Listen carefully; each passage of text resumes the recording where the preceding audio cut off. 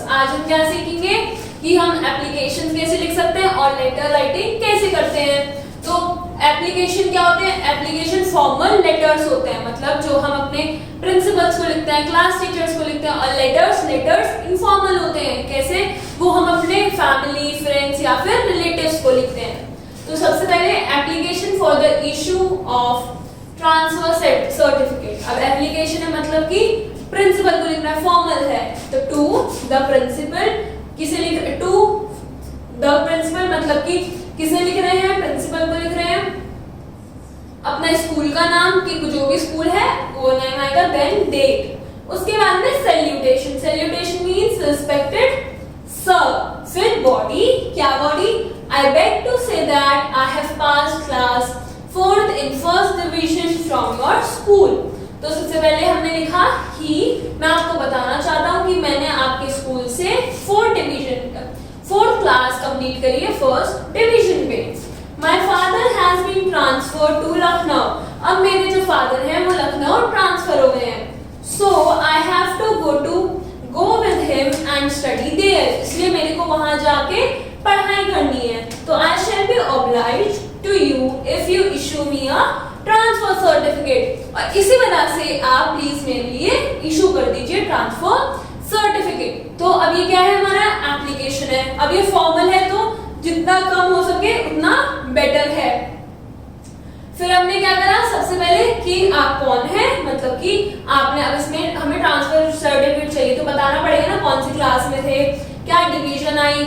उसके बाद में कि आपको ट्रांसफर सर्टिफिकेट क्यों चाहिए वो हम इसमें एक्सप्लेन करेंगे। और लास्ट में कहेंगे कि please issue me a transfer certificate. Then last में हम क्या लिखते हैं? योर्स ओबीडियंटली, फिर जो आपका नेम है और क्लास क्या है? 5th। Now second is application for full fee concession. अब application again to the principal. तो टू द प्रिंसिपल, स्कूल का नाम, देन डेट। उसके बाद में सैल्यूटेशन। अगर सर है प्रिंसिपल तो सर, और अगर टीचर मतलब फीमेल है तो मैडम। तो रिस्पेक्टेड मैम या respected sir. I beg to state that my father is in a private job. His pay is only ₹1000-2000 per month. We are 5 members in the family.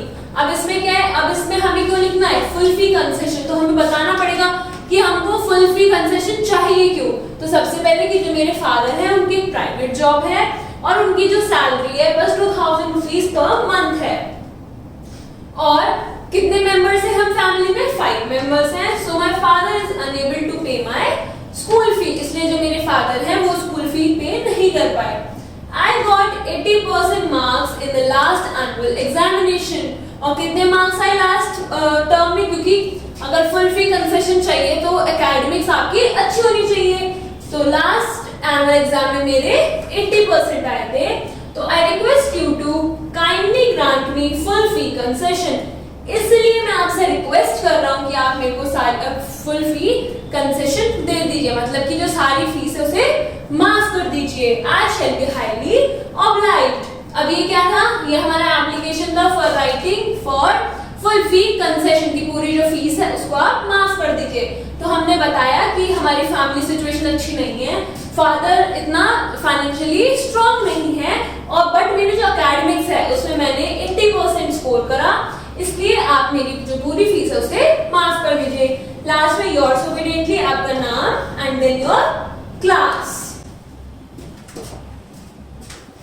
Next is application for leave for sister's marriage. अब आपको application लिखने किसको? Leave के लिए। अब किस चीज के लिए लीव चाहिए? ऐसी तो लीव नहीं ले सकते, रीजन देना पड़ेगा। तो फॉर सिस्टर्स मैरिज। तो to the principal ABC school Bulandshahr, date 4 November, जो भी ईयर है, सर या फिर respected sir, with due respect I beg to say that my sister's marriage is fixed for the 10th November। सबसे पहले हम ये नहीं बोलते कि मेरे को लीव दे दीजिए, हम बोलते हैं, हम पहले बिल्डअप करते हैं कि जो रीजन है हम मोस्टली उसे पहले देते हैं। तो क्या है कि मेरी जो सिस्टर की वेडिंग है वो 10 नवंबर पे फिक्स्ड हुई है। माय पेरेंट्स आर ओल्ड, और जो मेरे पेरेंट्स हैं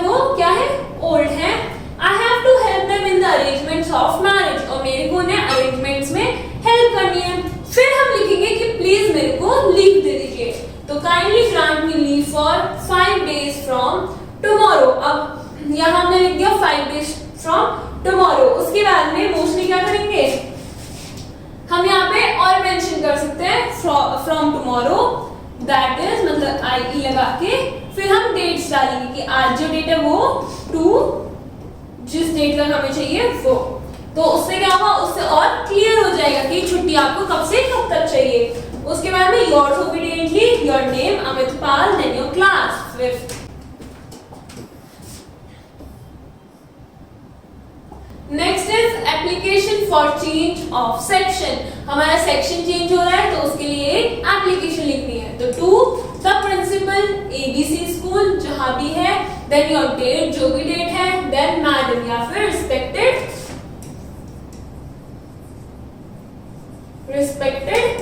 मैडम, या फिर अगर सर है तो रिस्पेक्टेड सर या फिर respected ma'am, comma the next line say I am a student of class 5th A, my friend Sunita has got admission in class 5th B. We come from the end of the town which is quite far from the school. It is safer if the two of us go together. So kindly change my section from 5th A to 5th B. और अब इसमें क्या करा हमने पहले बताया कि मैं कौन से क्लास का स्टूडेंट हूँ, 5th A।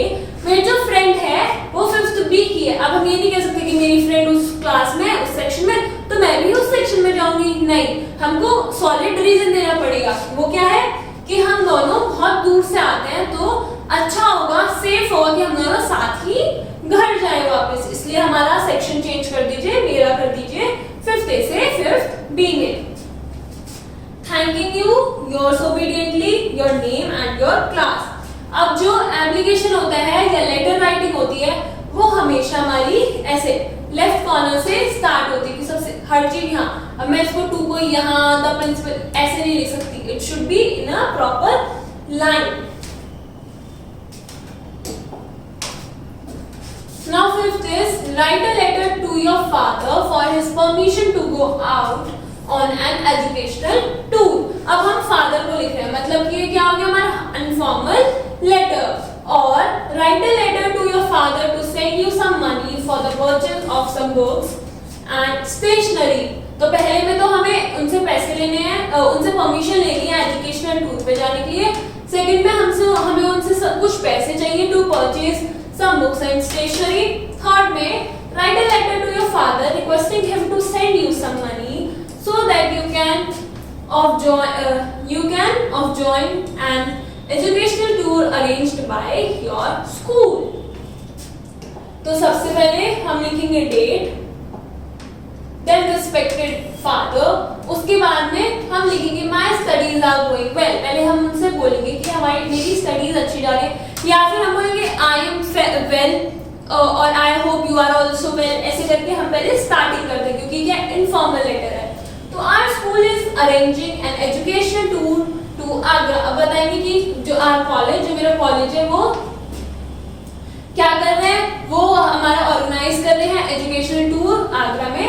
Nearly all the students of our school are going। सारे बच्चे जा रहे हैं। I also wish to join them। और मैं भी चाहता हूँ उन्हें ज्वाइन करना। Besides this, I have to buy some books and stationery, so kindly send me 600 rupees।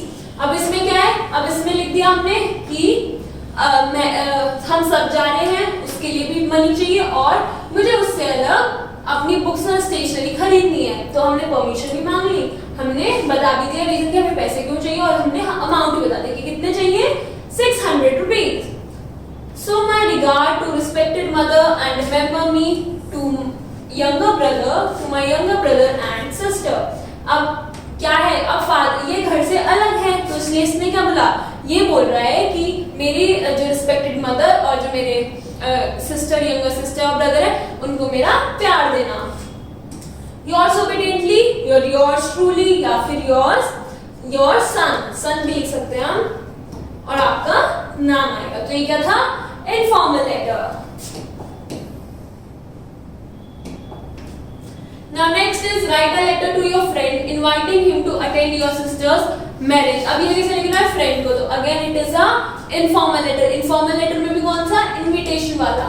तो डेट आ गई, देन प्रेम भवन, अब इसमें क्या आ गया, एड्रेस आ गया कि कहां पर है।